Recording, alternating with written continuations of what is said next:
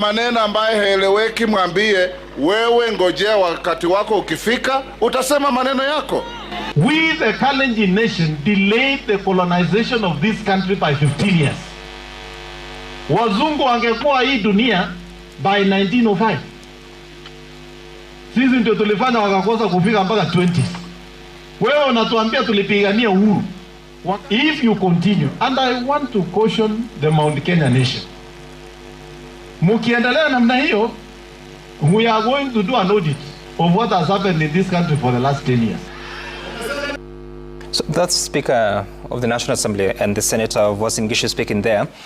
What have we come to? Because there appears to be a heightened mobilization of ethnic communities in the country, and not just by the side of Kenya Kwanza, but also the opposition. If you had to look at what Rigathi Gachagua has been doing, whether it's in the mountain or in the US, what is this supposed to achieve? Good morning, Sam, and good morning to our viewers and my panelists, my colleagues. It's very unfortunate that, Sam, in this day and age, we are speaking about tribalism. Having been victims of tribalism and effect of tribalism in the history of this country. I was in this compound in 2004, 2005. I served as a radio presenter in this compound under the enterprises of Royal Media. And we documented what happened pre-2007, 2008, post-election violence. And the same rhetoric, the same pronouncement, the same tribal mobilization, the same threats is what I am registering today. And I'm a very worried Kenyan. So worried because the trends that happened in 2007, 2008 are actually duplicated at a higher magnitude than we did then.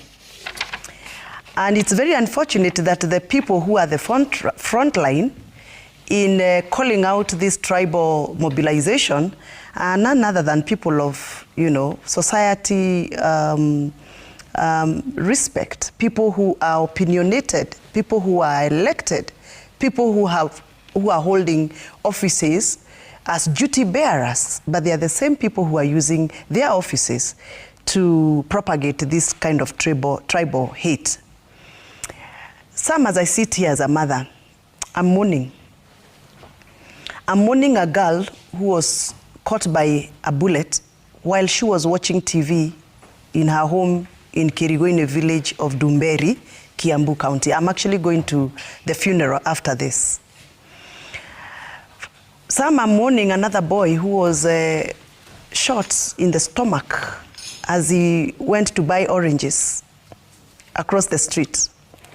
I have mourned for the last 1 month because we have buried quite many young people. Some that were actively involved in the riots, others who were just at the premises of their homes, and they were caught by the bullets.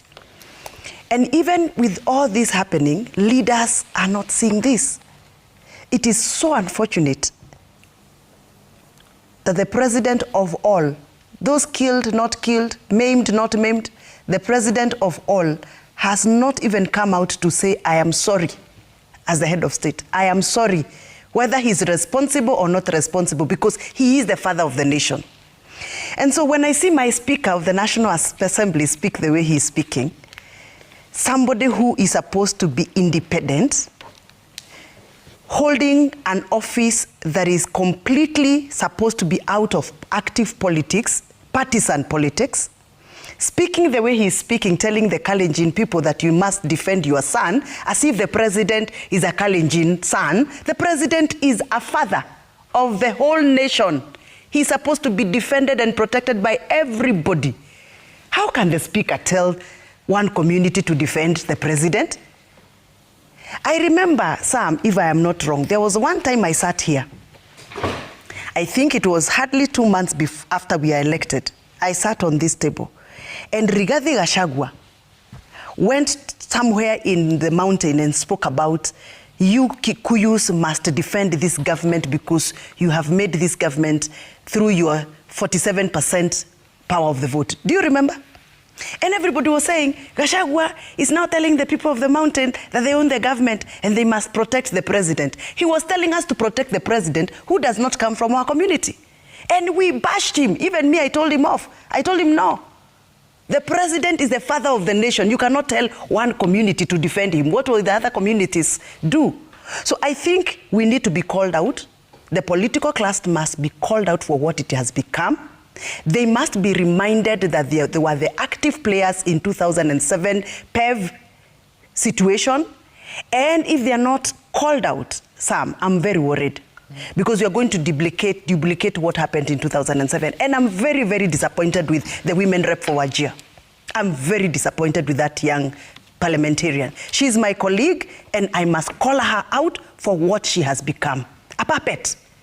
You cannot be a leader who every young girl is looking up to as a mother, as a woman, and all you can say is that we are going to steal votes, a woman, for heaven's sake. I'm not trying to say that that is supposed to be allowed to be said by men, but it is less expected, especially from a religious woman like she is. On the podium talking about testing out how they're going to steal votes, that is a red flag, Sam. Okay. And I'm very worried that that red flag, there are people who are enjoying and reaping out of those red flags. The more the people who are speaking the way they are speaking speak out, the more moneyed they are fueled. What is the motivation of a member of parliament to struggle to go to the podium to speak the way they are speaking? It's like they are competing who is going to be more lethal than the other. Who is going to release more antidotes than the other.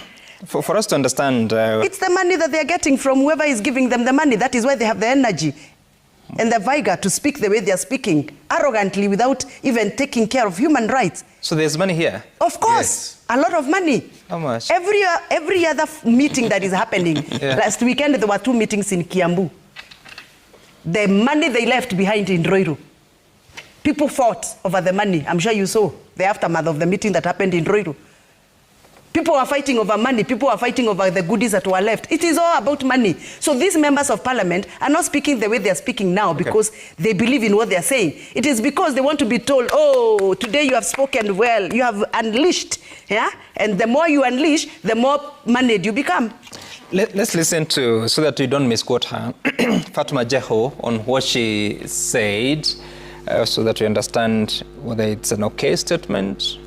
Watch. Sisi maneno yetu ni mafupi tu. Tunasema tu 2 term. Ama kuna maneno mengine? 2 term. Sio? Si tunangojea tu debe iletwe hata kama tutakuwa na votes tutamuiba.